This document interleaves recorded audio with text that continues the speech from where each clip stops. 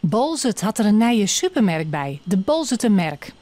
De naam is Friesk, maar de inhoud bevoorst net. In de winkel zijn alleen nog maar Arabische producten te vinden. En de supermerk is opzettend door het Syrische gezin Kaltaki. 3 jaar geleden had de familie nog een supermerk in de Syrische stad Aleppo. Maar de oorlog maakte daar een einde aan.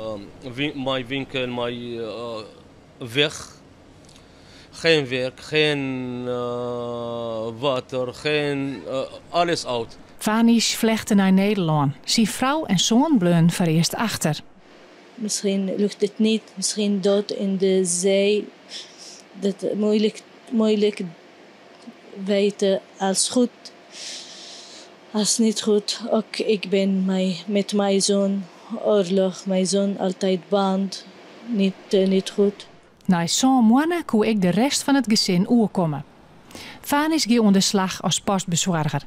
Maar al gauw kwam het plan om ik hier een supermerk op te zetten. Wij willen graag goed verdienen, beter wonen, beter voor ons, beter voor de taal, beter beter ook voor Nederland, beter ook voor Bolzwart.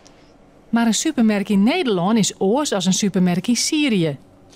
In Aleppo voor groenten, eigen alleen in groenten. In kip, winkel voor kip. In vlees, maar in Nederland alle producten in één winkel. Dat is een beetje moeilijk, maar goed. Ja.